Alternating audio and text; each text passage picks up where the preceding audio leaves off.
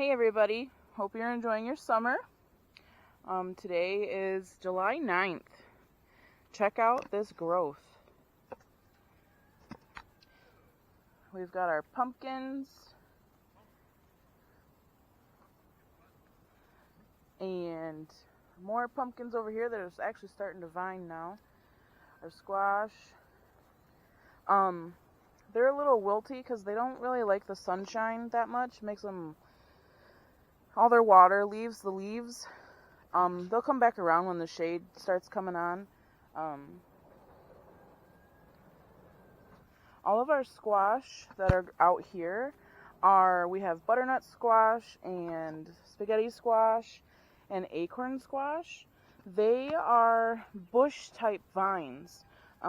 They're great for space saving, so they work great for container growing. And the fruit that they produce really is like, it'll serve 1 to 3 people, and that's what I like. They don't, not huge amounts. I'm not a big squash fan, but we do occasionally eat squash. Our little mini watermelons are doing really well. Everything like really grew. We took a little mini vacation there and went up north for a couple days, and when we came back, it was insane. I wish I would have taken before and after pictures, but just 3 days of being away. I found a bee house. My friend Holly got it for me, I think last year, and I misplaced it, and I found it while cleaning up, so it's probably a little late in the season, but you never know what you find when you clean. These are the Mongolian giant sunflowers, and they're probably right now like 3.5 to 4 foot tall. I'm really excited to see how they turn out. Remember, they're supposed to have the 18-inch to 2 foot across heads on them. Great for saving seeds. I plan on feeding them to the chickens. This is our glass gem corn, and it's up to probably my waist, belly button area. I'm 5'3" of that. Helps you calculate that any. And this is our Bantam 12-row corn. It's an heirloom. I got both of the corn types from Baker Creek Heirloom Seeds, or rareseeds.com. And this right now, all the sunflowers are facing west towards the sun. It'll be really cool to see when they start to bloom. These are the tallest sunflowers, and then these ones are going to be a little bit shorter, and then these ones are shorter yet, and then these ones are even shorter than the last ones, and then these little guys down here only get like 24 inches tall. They're those little teddy bear sunflowers. They're just yellow fuzz. I've never planted them before, so I thought I'd give them a try and see how cute they turn out. Alright, let's go into the North Hoop House and see how things are going in there. Alright, we put cardboard down. This house actually, if it rains really hard, will flood just a little bit. And the cardboard, I like it because it's going to just disintegrate, but it'll keep the weeds down too. I'm not a huge fan of using landscape fabric, but, cardboard works just as well.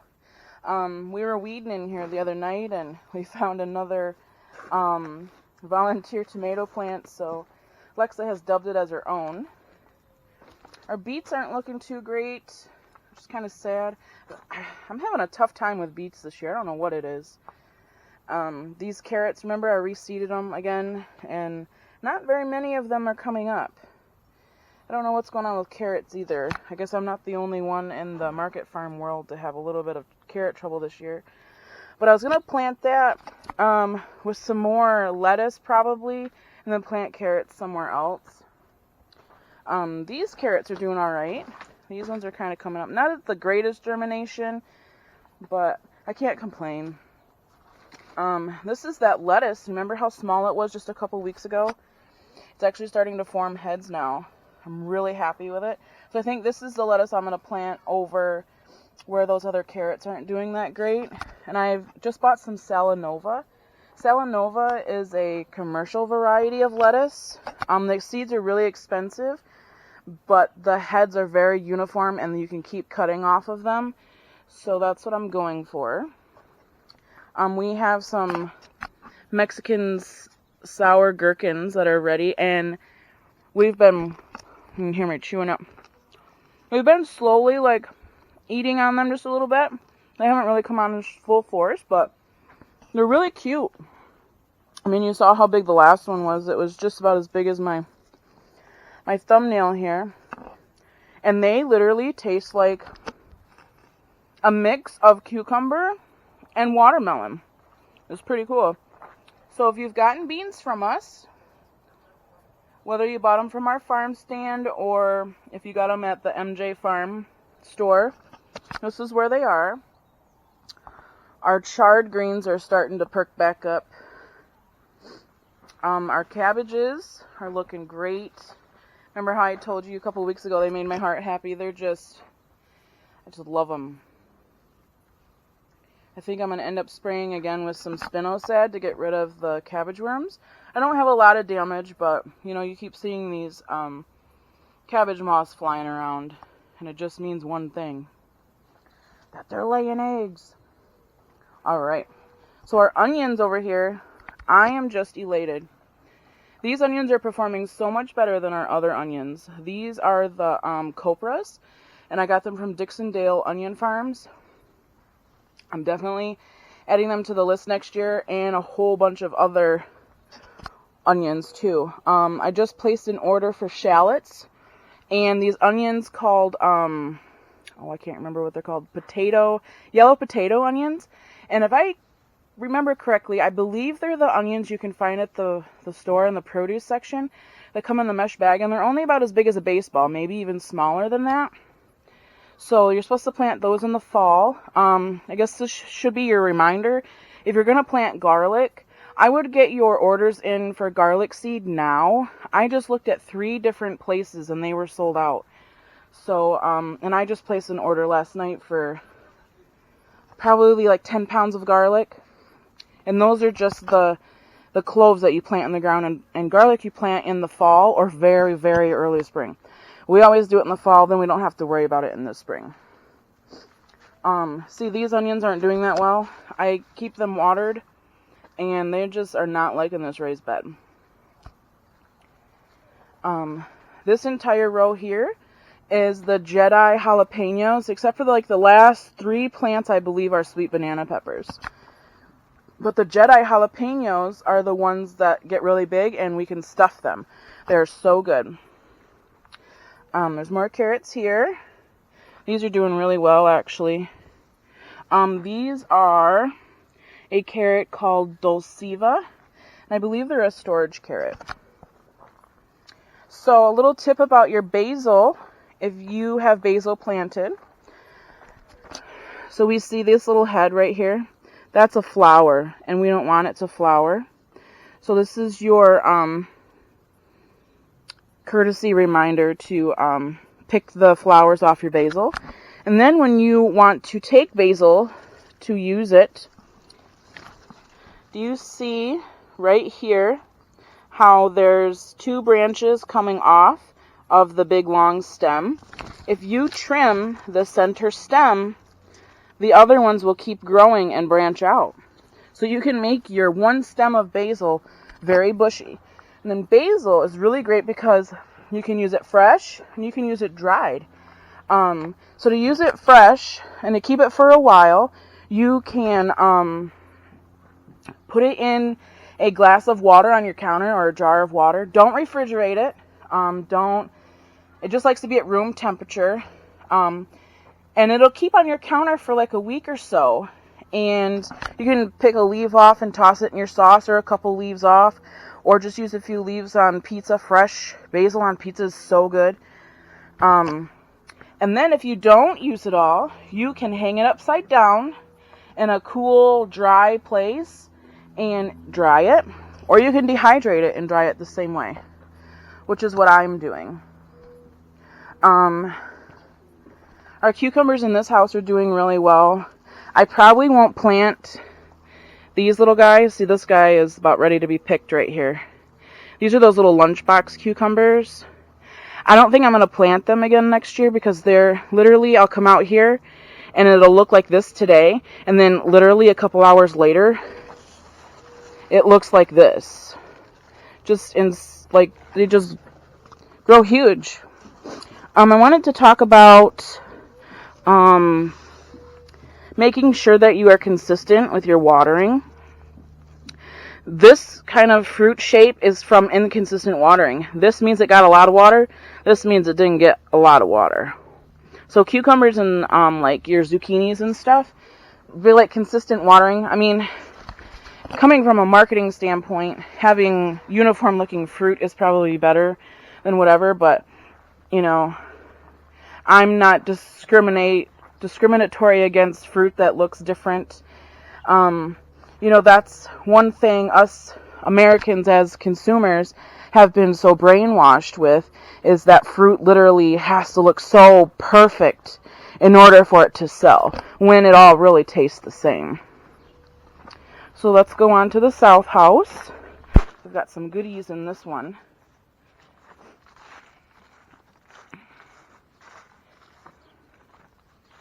All right. We came through and trimmed off all the leaves with squash bug eggs on them. We put them out. We gave them to the chickens to chew on, so hopefully that'll end that problem. My little globe basil is flowering. This basil I don't really use. I just use it pretty much to bring in pollinators. It's so cute, great for container growing. We've got some tomatoes in here ripening. These are those blush Romas. They're a little striped. I don't know if you can see it in the camera or not. When your tomatoes begin ripening, you're going to want to pick them in the middle of the day. The reason for that is because tomatoes hold a lot of moisture in the fruit in the early mornings and at night. And if you pick them in the afternoon when it's hotter and the sun's out, they hold less water. And that's less likely to split. Split tomatoes are no fun. That's when your tomato starts breaking down. Look at these awesome clusters. These are Amish paste tomatoes. They are just huge. They're great for sauce. They have little juice in them, little seeds. There's one right there. We'll go look at it. Look at these cherry tomatoes starting to come on. These were planted in April. And these are 9-foot ceilings. Check out these plants. They are already touching the ceiling. And hopefully we'll do a video on lowering leaning. This clip was put in last Saturday. This clip was put in June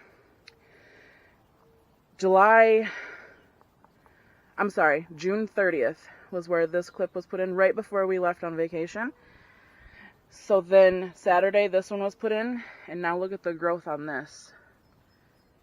Insane. That's like 1.5 feet. Tomatoes love these warm nights. Look at these. These, I believe, are... This one is called Jasper, a Jasper tomato. Yeah, I believe it's a hybrid. And let's see what this one is. Yep, Jasper as well. The IC is my reference. It means indeterminate cherry.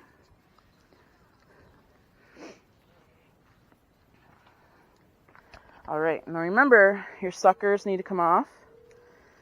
And remember, everything that I'm telling you is pretty much, you take it for what it's worth. This is how I garden, and how I get the most out of my produce that I can. You can garden however works for you. There are people that don't use these clips. They twirl them around the string. I read this winter that actually twirling them around the string actually suffocates the plant. So I stopped doing that this year to see how the clips will work. Look at these. These are gorgeous. They're so sweet. I love fresh tomatoes. These are the Clementine cherries. They're orange. And you can kind of tell how ripe your tomatoes are by just barely squeezing them. If they feel like they have a little bit of give, then they're ripe. You can also pull your tomatoes early off the vine and ripen them in a window. Some people do that. It helps prevent cracking. I like to pick my tomatoes as I need them. Obviously, if it's ripe, it's coming off the vine. All right. Oh, I wanted to talk about broccoli real quick. Let's go down here and talk about our broccoli. We've been picking our kale. This kale is the, I believe this is the Red Russian kale. And it was just talked about in a farm in North Carolina called Raleigh City Acres or something like that. It's a nonprofit farm. And he was talking about, his name is Josh Staton. And he's got some great videos on YouTube on how to, trellis your tomatoes or how to get the most out of your soil, what kind of fertilizers to use, those kind of things. And he was talking about, he had never grown this type of kale before. And it was actually performing really well in the heat. And kale and Brussels sprouts and broccoli and even cabbage, they don't like the heat. They are a cool weather crop. But, kale usually does not last that long in the heat and it goes to bolt. And, this hoop house gets to be about, if it's 95 outside, it's easily 110, 120 in here. We've got broccoli heading out. I planted hybrid broccolis this year for in the hoop house because most broccolis, they will bolt in the heat and they don't like the heat. They've come out with hybrids that don't do that. So I'm really happy with the performance and the taste of this broccoli. I don't remember where I put the tag, but see this broccoli, I cut the head off of it probably 5 days ago and we ate it. And it's already growing new. This is like double the size as what it was last night when I was out here. So when you're cutting your broccoli, you want to cut on an angle. See the angle here? And you want to use a really sharp knife. But the reason for the angle is if you have field broccoli or you're planting field broccoli is broccoli that's planted in your garden outside, not in a cover like a hoop house. You want that water to shed off of that plant, off that stem, so it doesn't get infected with disease and stuff. So always cut your broccoli at an angle, especially if your broccoli is a shoot type of broccoli like this one, where it will continue to push new shoots after it's been cut. See, these ones are doing it as well. And for a knife, I love the knives. I get them from Johnny's Selected Seeds I believe it's under the harvest section. These knives are awesome. They work great for squash, broccoli, cabbage. Nice clean cuts. Very handy to have. All right. And now we're going to pop on off to the big house. Be right back. All right.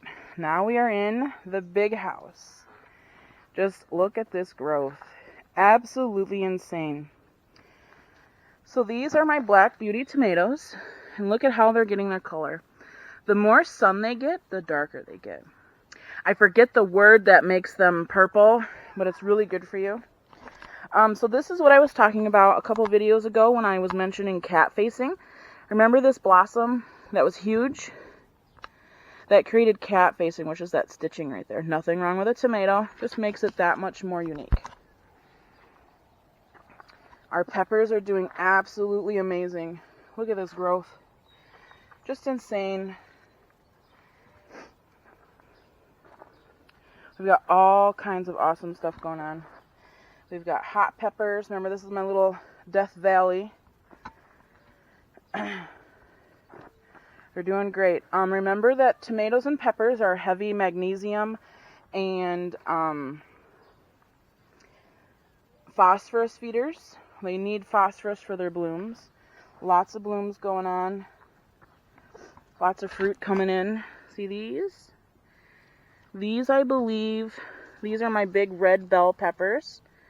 You can pick them early for green or let them ripen on the plant for red. They're just crazy. These again are waist high for me. Doing awesome. We used some baler's twine to hold them up. So this one down here didn't get clipped and it fell over. So we'll come in and get that later. These are my purple Oda bells. Just gorgeous. So pretty. I love the different colored fruits. It is so cool. I'm looking for a plant tag.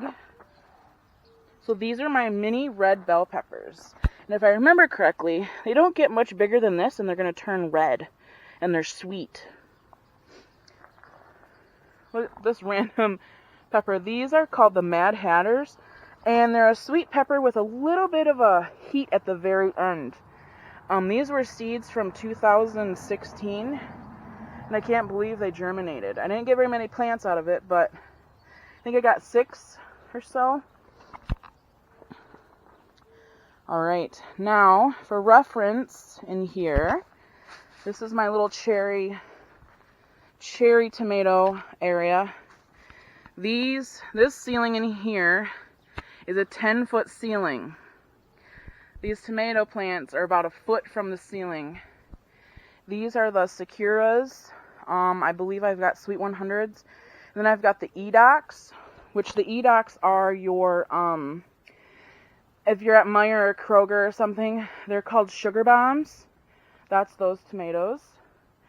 These here are my lunchbox peppers, the ones that come in the bag at Meijer or Kroger or wherever you shop for salads, the little short peppers. I've got a mix of red and orange, I believe. Alright, let's get through here.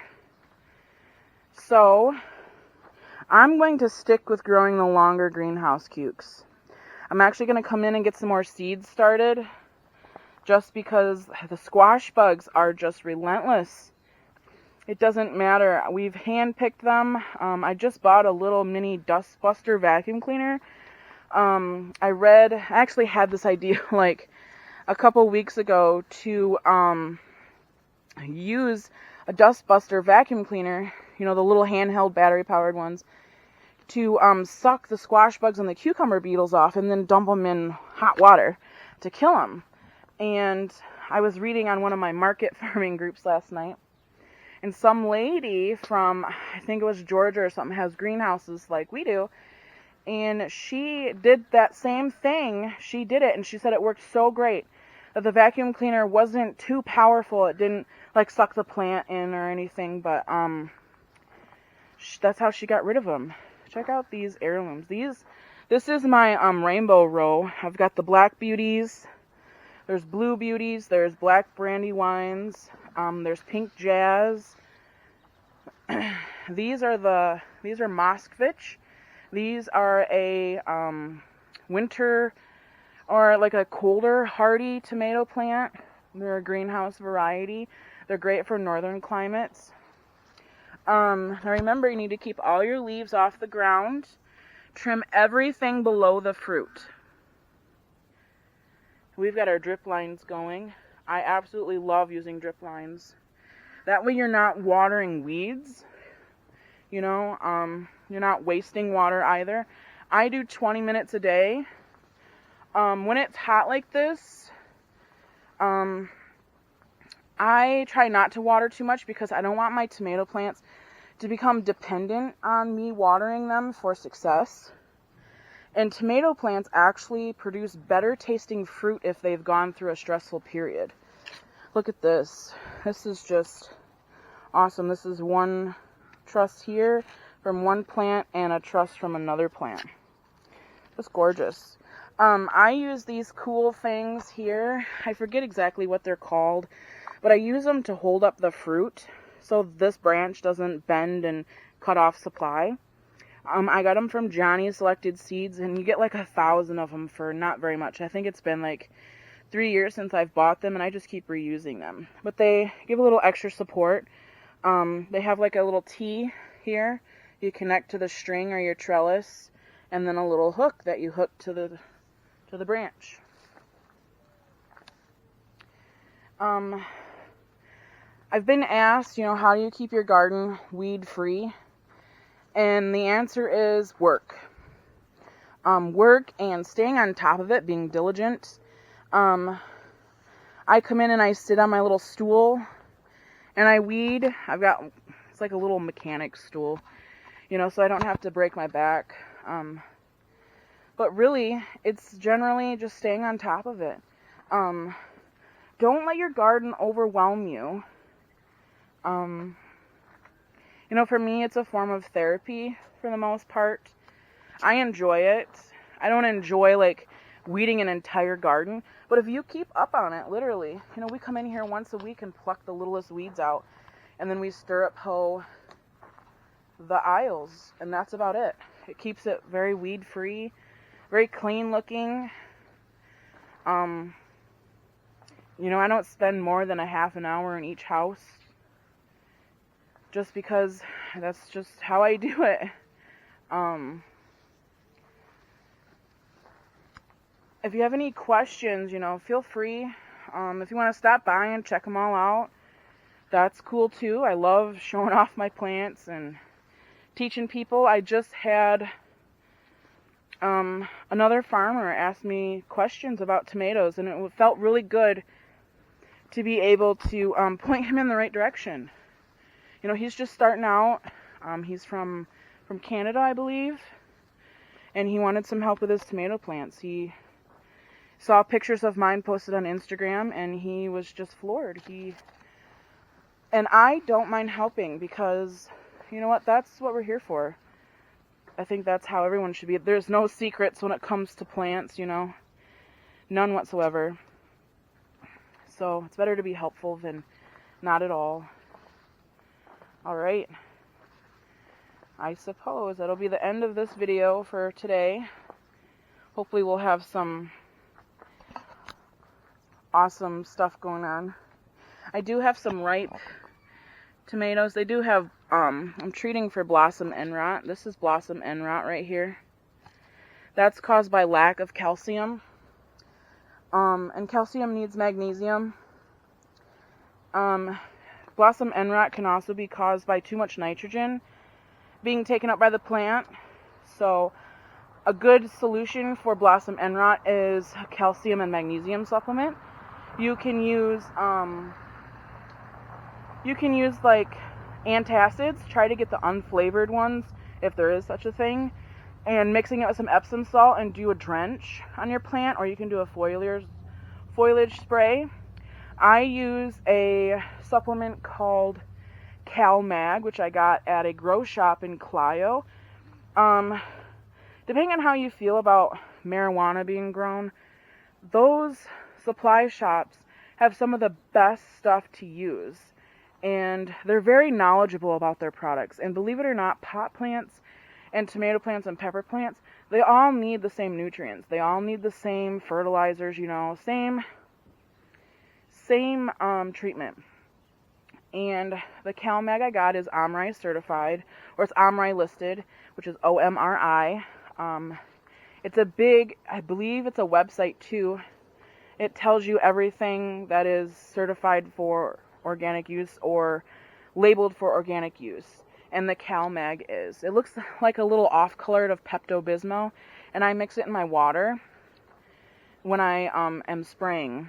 And I will be spraying probably tonight or tomorrow with fish emulsion and a kelp solution or mixture, and I'll mix in the CalMag as well. I'm just obsessed with this little section right here. Just gorgeous. Just gorgeous, isn't it? Anyway, that's it for now. See you next time.